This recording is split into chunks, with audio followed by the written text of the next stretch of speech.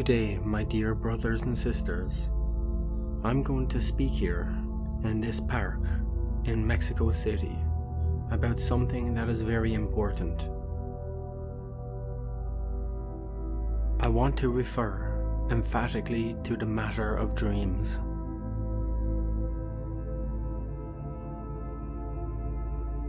The time has come to go to the bottom of this matter.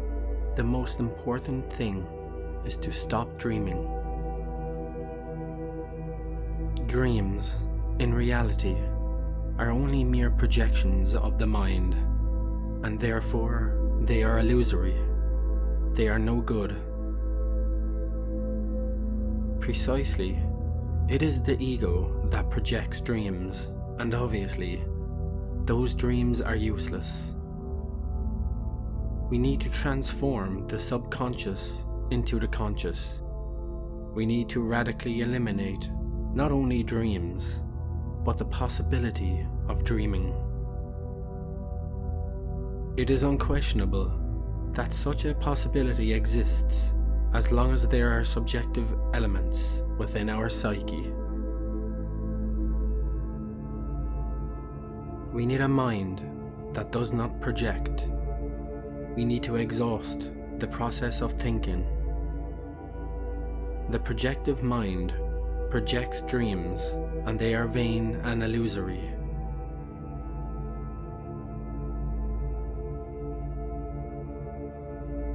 When I say projective mind, I am not referring to mere projects like those made by an engineer who draws or projects plans for a building, a large bridge, or a road. No. When I speak of the projective mind, I want to refer to every intellectual animal. It is clear that the subconsciousness always projects, not only houses, buildings, or things like that. No. I clarify. It also projects its own desires, its own memories, its own emotions, passions, ideas, and experiences.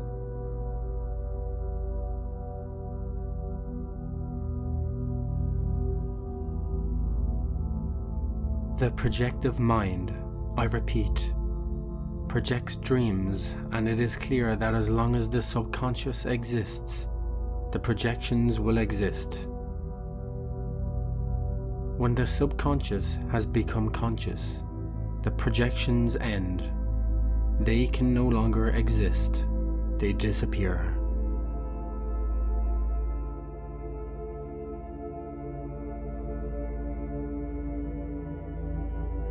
If we want to reach authentic enlightenment, it is necessary and urgent to transform the subconscious into conscious.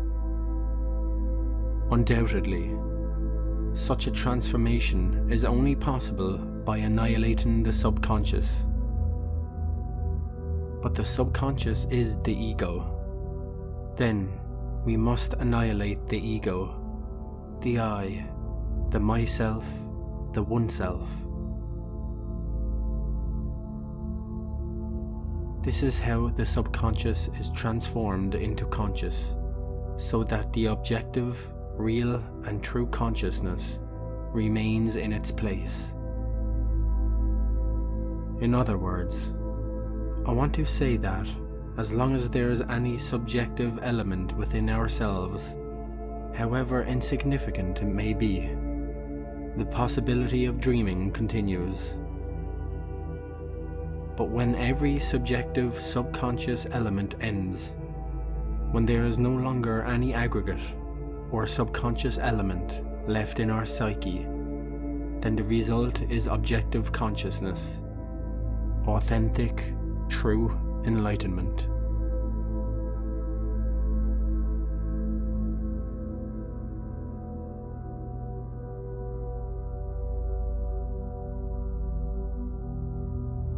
It is one thing to walk in the hypersensitive worlds with the objective consciousness, that is, awake, and another thing to walk there in those regions in a subjective, subconscious state, projecting dreams.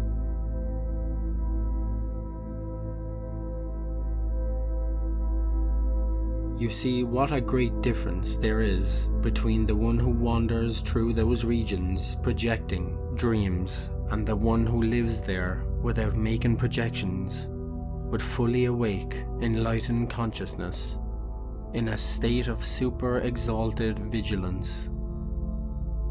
Obviously, the latter is truly an enlightened one, and he can, if he so wishes, investigate the mysteries of life and death, know all the enigmas of the universe.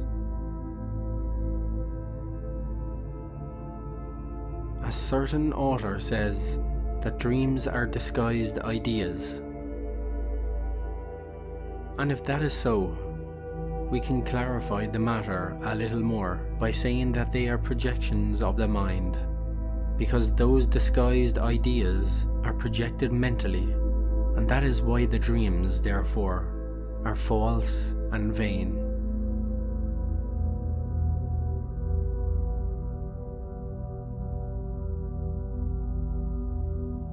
But he who lives awake no longer dreams. No one could live awake without having died in himself, without having annihilated the ego, the I, the myself. That is why I want all the brothers to be concerned about the disintegration of the ego, because only like this, by disintegrating that terrible legion, can they remain radically awake.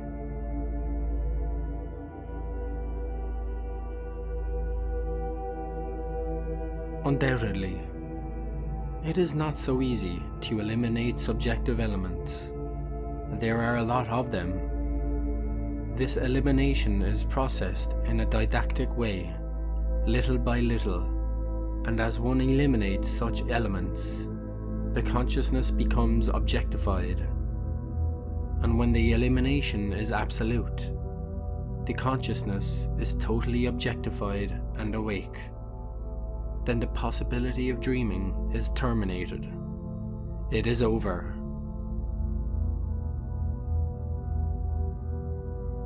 The great adepts of the universal white fraternity do not dream. They possess objective consciousness. The possibility of dreaming for them has disappeared, and one finds them in the superior worlds in an intensified vigil state, directing the currents of countless centuries, governing the laws of nature, converted into gods who are beyond good and evil.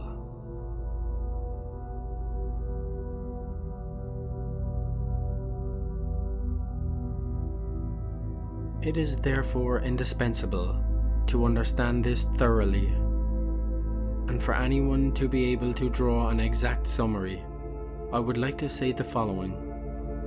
The subconscious is the very ego. While annihilating the ego, the consciousness awakens.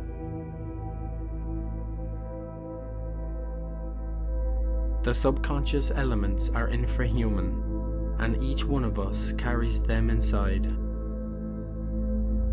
Destroy yourself and all possibility of dreaming will end. Dreams are projections of the ego, and therefore they are not useful.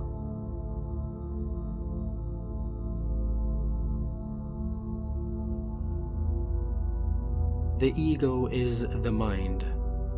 Dreams, therefore, are projections of the mind. You must note this with great attention. It is indispensable not to project. Not only are things projected for the future, we constantly live projecting the things of yesterday. Also, all kinds of emotions are projected in the present, morbidities and passions.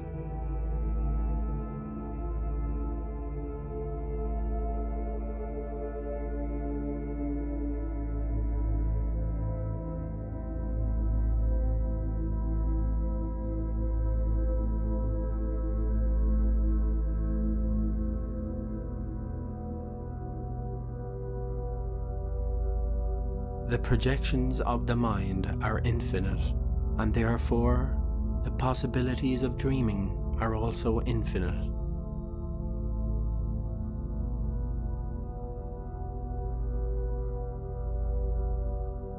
How could a dreamer be considered enlightened? Obviously, the dreamer is nothing more than a dreamer, who knows nothing about the reality of things, about what is beyond the world of dreams. It is indispensable that our Gnostic brothers and sisters concern themselves about awakening.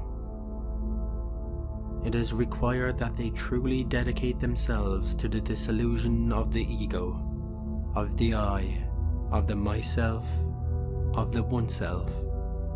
May this be their main concern. As they die in themselves, the consciousness will become more and more objective, and the possibilities of dreaming will diminish progressively.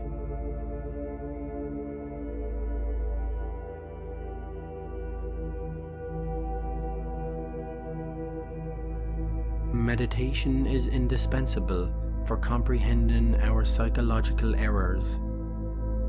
When one understands that one has this or that error or defect, he can afford to eliminate it, just as I taught it in my work entitled The Mystery of the Golden Blossom. To eliminate this or that error, this or that psychological defect, is equivalent to eliminating this or that psychic aggregate, this or that subjective element, within which exists the possibilities of dreaming or projecting dreams.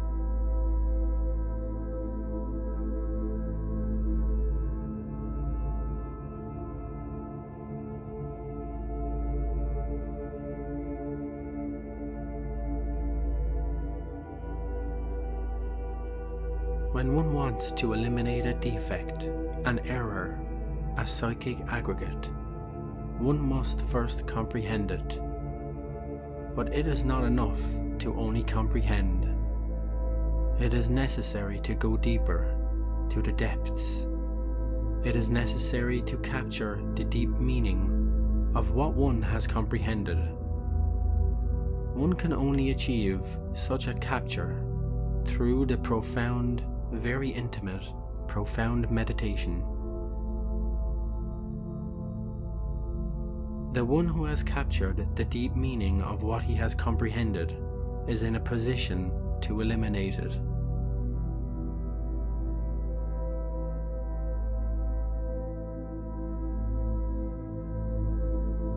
Eliminating psychic aggregates is urgent. Psychic aggregates and psychological defects, in the end, are the same. Any psychological defect is nothing more than the expression of a psychic aggregate.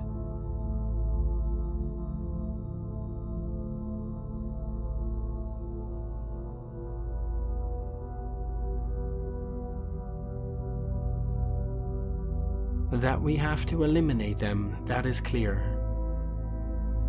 But first we have to comprehend them and also capture their deep meaning. This is how we die from instant to instant. Only with the death does the new come.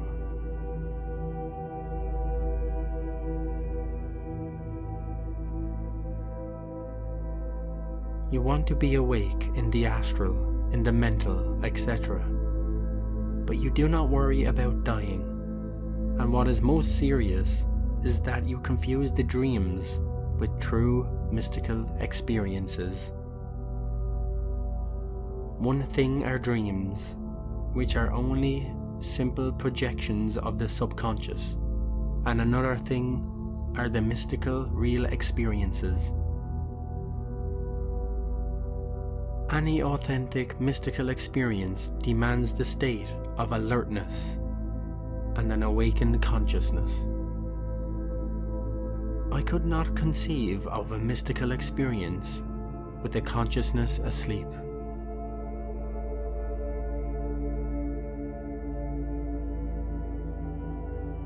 Thus, The authentic, true, real mystical experience only comes when we objectify the consciousness, when we are awake. The Gnostic brothers and sisters should reflect profoundly on all of this. Study our book, The Mystery of the Golden Blossom. Concern oneself about dying from moment to moment. Only in this way will they be able to really succeed in objectifying the consciousness. That is all. Inverential Peace.